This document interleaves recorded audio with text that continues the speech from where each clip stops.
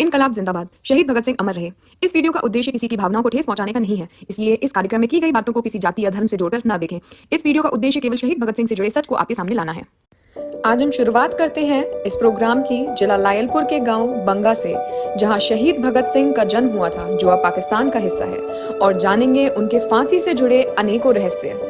राख का हर एक कण मेरी गर्मी से गतिमान है। मैं एक ऐसा पागल हूं जो जेल में भी आजाद है। दरअसल इतिहास में कुछ ऐसे प्रश्न हैं जिसके उत्तर हमारे चारों ओर इर्द गिर्द घूमते हुए भी हम उन उत्तरों से पूरी तरीके से वाकिफ नहीं हैं। ऐसे ही कुछ प्रश्न और ऐसे ही कुछ उत्तर हैं गांधी और भगत सिंह से जुड़े हुए। दरअसल इतिहास में एक ही सबसे बड़ा सवाल खड़ा होता है कि क्या गांधी अगर चाहते तो भगत सिंह की फांसी से रुकवा सकते थे, या भगत सिंह की फांसी को रिहाई में या उम्र कैद में बदलवा सकते थे। अब इस वाक्य में कितना सच छुपा है और कितना झूठ, आज हम इस प्रोग्राम के माध्यम से आप सबको बताने का प्रयास करेंगे। और क्या भगत सिंह अपनी रिहाई मंजूर कर पाते? ऐसे अनेकों प्रश्न आज हम इस कार्यक्रम के माध्यम से आपके सामने लाएंगे। भगत सिंह का जन्म 28 सितंबर 1907 को लैलपुर जिले के गांव बंगा में हुआ था, जो अब पाकिस्तान में स्थित है।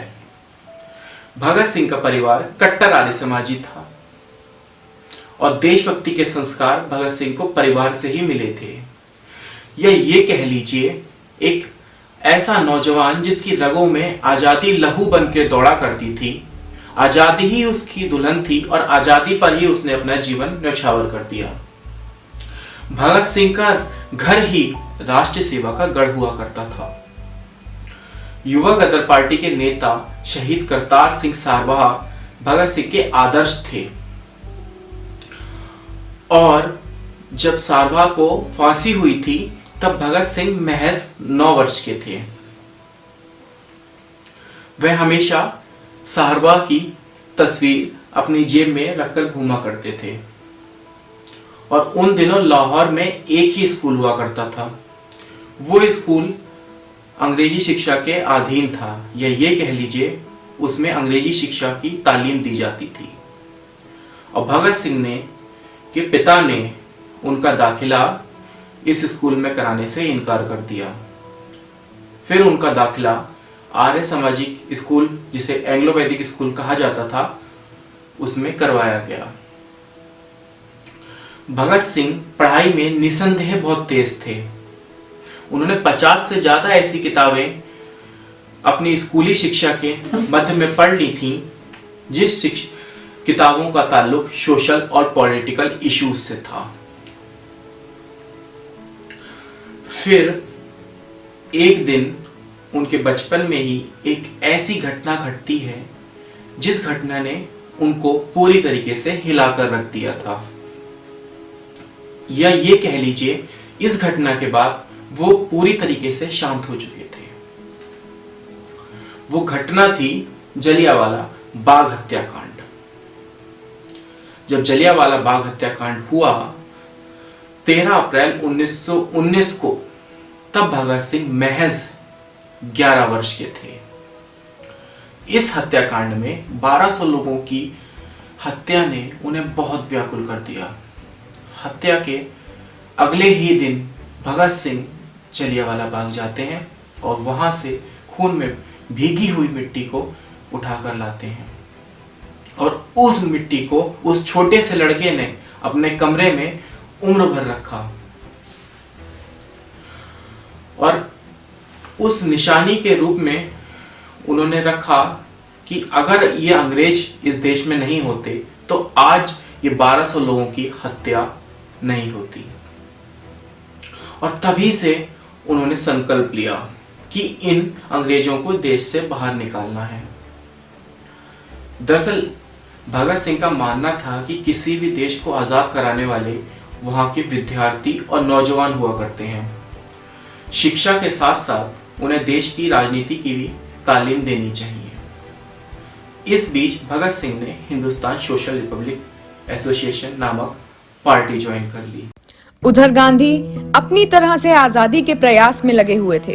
स्वतंत्रता आंदोलन, असहयोग आंदोलन, सविनय अवज्ञा आंदोलन या चंपारण जैसे आंदोलन में हमेशा मानवाधिकारों के लिए खड़े रहे। दरअसल उन दिनों कई संगठन अपने अपने तरीके से आजादी के प्रयास में लगे हुए थे और गांधी एक जन नेता के रूप में लोगों के सामने उभर कर आए।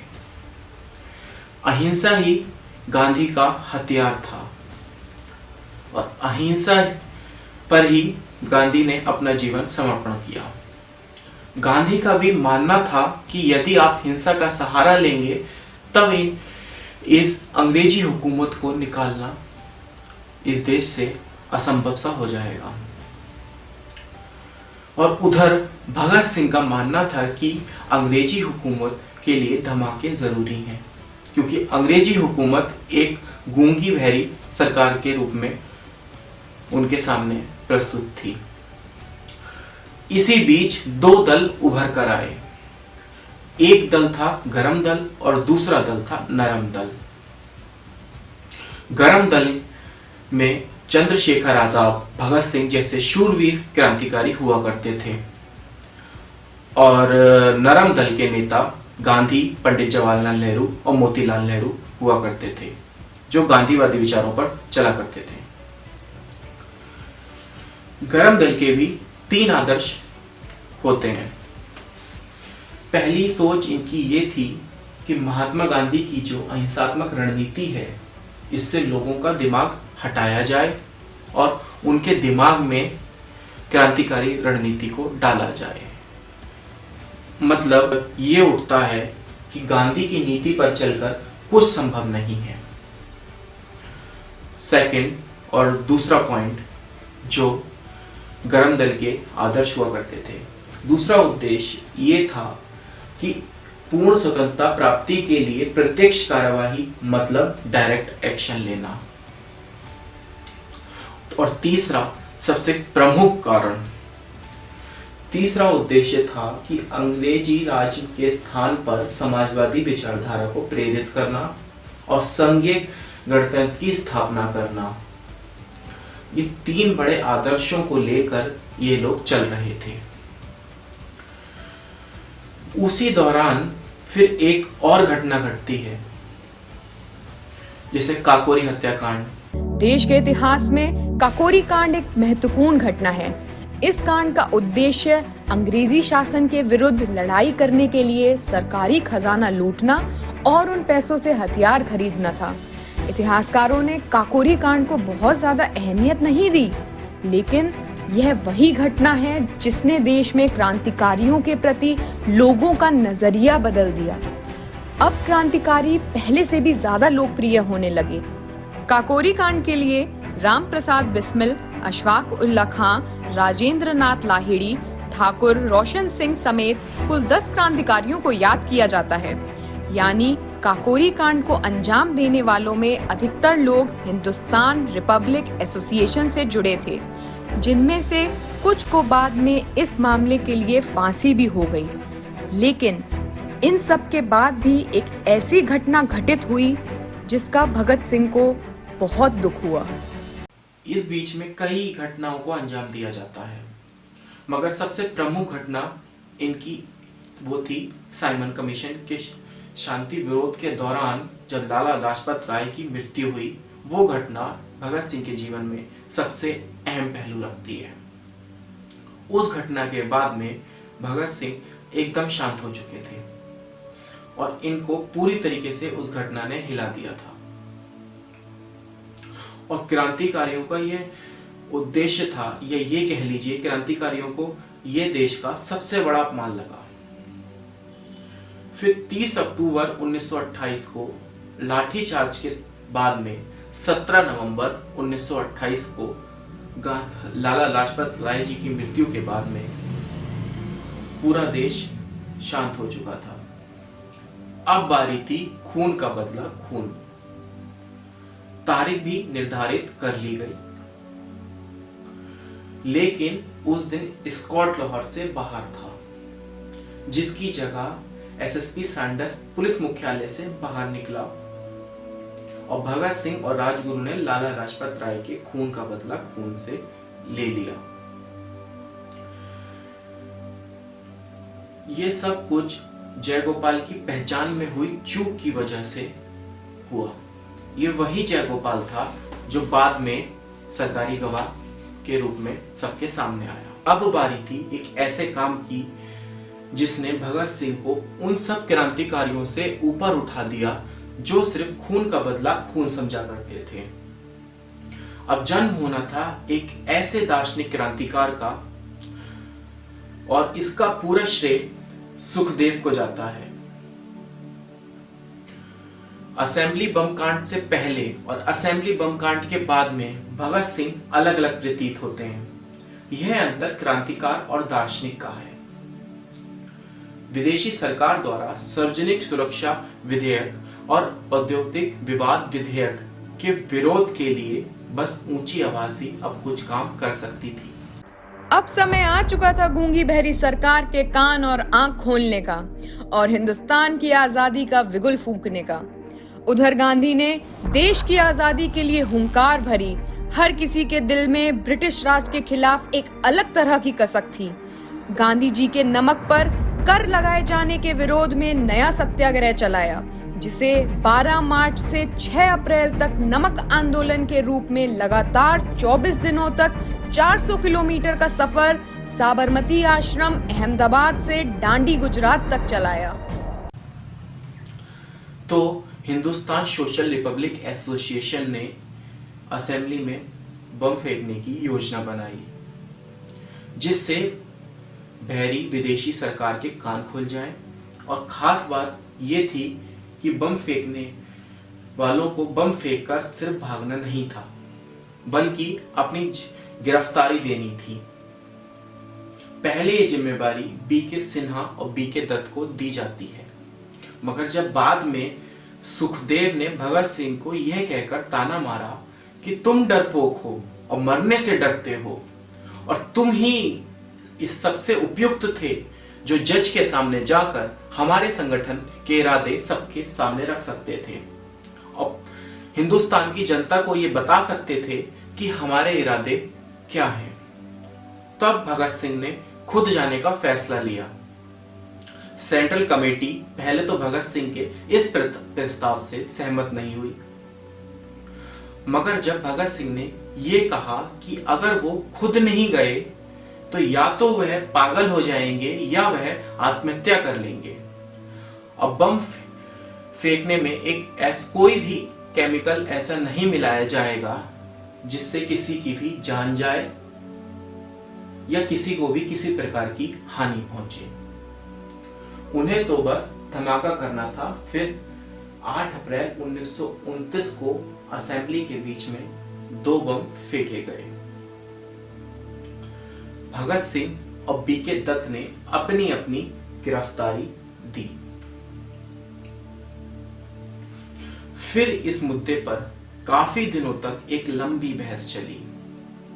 26 अगस्त 1930 को अदालत ने भगत सिंह को भारतीय दंड संहिता की धारा 129, 302 तथा विस्फोटक पदार्थ अधिनियम की धारा 4, 6 तथा आईपीसी की धारा 120 के अंतर्गत अपराधी सिद्ध किया।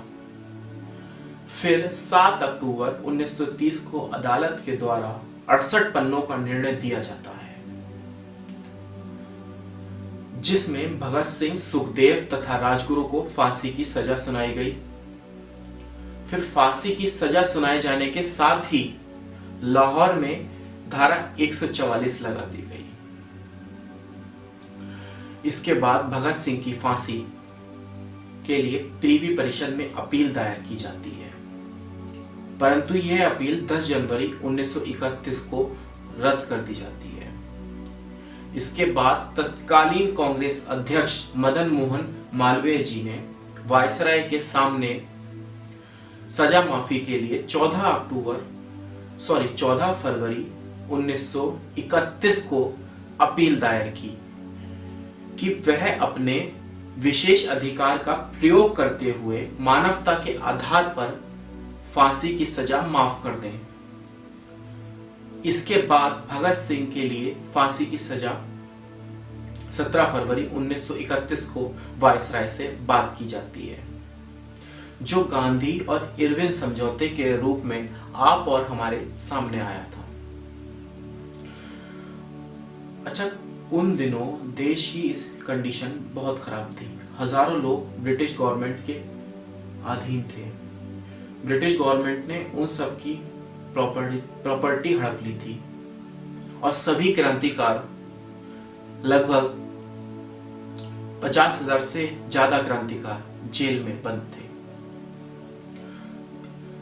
आप आकलन लगा सकते हैं कि देश की स्थिति उस टाइम क्या रही होगी। गांधी तत्कालीन रूप से इरविन से बात करना चाहते थे। जगह जगह आंदोलन हो रहे थे और ब्रिटिश गवर्नमेंट भी अब गांधी के इन आंदोलनों से तंग आ चुकी थी। वो भी अब गांधी से फेस टू फेस बात करना चाहते थे। फिर उसके बाद में अंग्रेज एक चीज और समझ चुके थे कि गांधी के बिना कोई भी चीज संभव नहीं है, क्योंकि जब प्रथम गोलमेज आंदोलन सम्मेलन हुआ तब गांधी वहां उपस्थित नहीं हुए, तो वो सम्मेलन भी बेकार रहा। तो अंग्रेज अब समझ चुके थे कि बिना बात किए अब कुछ संभव नहीं है। इसीलिए इरविन ने गांधी से मुलाकात की और गांधी ने इरविन के सामने अपनी 15 मांगे रखी, जो उस टाइम पे नमक आंदोलन के दौरान चला। उस समय देश में जगह जगह नमक कानून तोड़े जा रहे थे। तो इरविन ने गांधी की 5 ऐसी मांगे मानी। पहली मांग ये थी, जो इरविन ने गांधी की मानी थी, पहली ये थी कि सरकार सभी राजनीतिक बंदियों को रिहा कर देगी। दूसरी, जिन लोगों की संपत्ति आंदोलन के दौरान जब्त की गई थी उसे वापस कर दिया जाएगा। तीसरी, सरकार दमन बंद कर आंदोलन के दौरान जारी किए गए सभी अध्यादेशों को, उनसे संबंधित मुकदमों को वापस ले लेगी। चौथी, भारतीयों को नमक बनाने की छूट दी जाएगी। पांचवी, जिन लोगों ने आंदोलन के दौरान सरकारी नौकरियों से त्याग पत्र दिया था उन्हें सरकार पुनः वापस लेने का विचार करेगी। और इन आश्वासनों के बदले गांधी नॉन कोऑपरेशन मूवमेंट बंद कर दें, दूसरे गोलमेज सम्मेलन में भाग लें, पुलिस अत्याचारों की जांच पड़ताल नहीं करवाएं, ब्रिटिश वस्तुओं का बहिष्कार नहीं करें, बल्कि बहिष्कार की नीति त्याग दें। हालांकि नेहरू और दूसरे कई अन्य नेता इस समझौते से बहुत दुखी हुए। नेहरू और अन्य नेताओं का यह मानना था कि सरकार ने ऐसी कोई भी महत्वपूर्ण मांग नहीं मानी है और न ही इन सब चीजों को जिस पर हमने आंदोलन किया था उसको स्वीकार किया है। यहां तक कि भगत सिंह, सुखदेव, राजगुरु की फांसी की सजा को भी कारावास में नहीं बदला।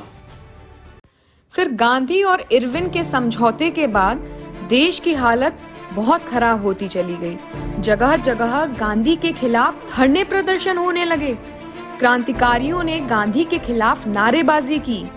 यह आक्रोश एक तरह से सही भी था, मगर क्या भगत सिंह अपनी रिहाई मंजूर करते? आइए जानते हैं। दरअसल उस दौरान बहुत लोग गांधी से खफा हुए और ये बात भी सच है, अगर गांधी चाहते तो नेगोशिएशन करके भगत सिंह की फांसी को रुकवा सकते थे। लेकिन एक चीज ये भी कही जाती है कि गांधी ने प्रयास किया था। अहिंसा और हिंसा के बीच गांधी फंस चुके थे और इरविन के समझौते में एक क्लॉज में लिखा हुआ था कि हम सभी राजनीतिक बंदियों को रिहा कर देंगे जिन्होंने हिंसा का सहारा नहीं लिया है।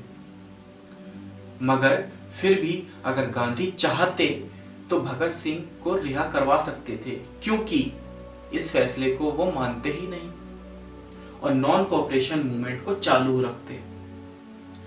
इसीलिए गांधी आज भी इस फैसले के लिए दोषी माने जाते हैं।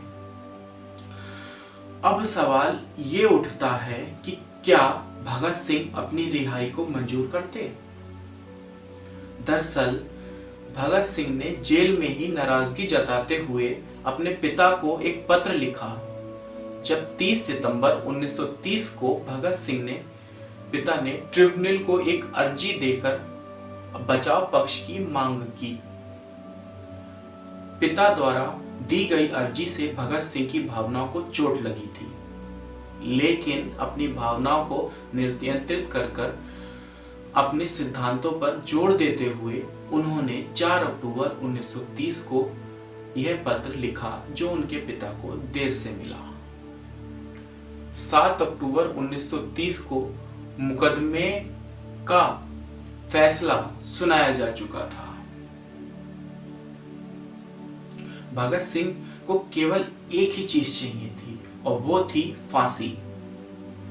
4 अक्टूबर 1930 को भगत सिंह पत्र में लिखते हैं कि मुझे ये जानकर बहुत हैरानी हुई कि आपने मेरे बचाव पक्ष के लिए स्पेशल ट्रिब्यूनल को एक आवेदन भेजा और आपको ये बात याद होगी कि आरंभ से ही मुझे आप ये मनवाते चले आए हैं कि मैं अपना मुकदमा संजीदगी से लड़ूं और अपना बचाव पक्ष ठीक से प्रस्तुत करूं, लेकिन आपको यह भी मालूम है कि मैं सदा इसका विरोध करता आया हूं और मैंने कभी भी अपना बचाव पक्ष करने की इच्छा प्रकट नहीं की है और ना ही मैं अपनी इस पर संजीदगी से गौर किया है। आपका पुत्र होने के नाते मैं आपकी पैतृक भावनाओं को और आपकी सभी इच्छाओं का पूरा सम्मान करता हूं, लेकिन इसके बावजूद मैं समझता हूं कि आपको मेरे साथ सलाह मशवरा किए बिना ऐसे आवेदन देने का कोई अधिकार नहीं था। आप जानते थे कि राजनीतिक क्षेत्र में मेरे विचार आपसे काफी अलग हैं। मैं आपकी सहमति या असहमति का ख्याल किए बिना सदा स्वतंत्र पूर्वक काम करता रहा हूं। अब आप बताइए कि क्या गांधी या कांग्रेस के कहने पर भगत सिंह अपनी रिहाई को मंजूर कर लेते? नहीं करते, क्योंकि भगत सिंह का एक ही मार्ग था कि मैंने ये काम किया है तो मुझे इसकी सजा मिलनी ही चाहिए। इस दौरान भगत सिंह ने बटुकेश्वर दत्त को लिखे अपने पत्र में साफ लिखा है कि वो बड़ी बेताबी से उस दिन की प्रतीक्षा कर रहे हैं जब उन्हें अपने आदर्शों के लिए फांसी पर झूलने का सौभाग्य प्राप्त होगा। वो फांसी से बचने के लिए दया याचिका देने के सख्त खिलाफ थे। फिर 23 मार्च 1931 को शाम के तकरीबन 7:33 पर भगत सिंह तथा इनके 2 साथी सुखदेव और राजगुरु को फांसी दे दी जाती है। भगत सिंह का शरीर तो दाह हो गया, लेकिन उनके क्रांतिकारी विचार आज भी जिंदा हैं, हम और आपके बीच में।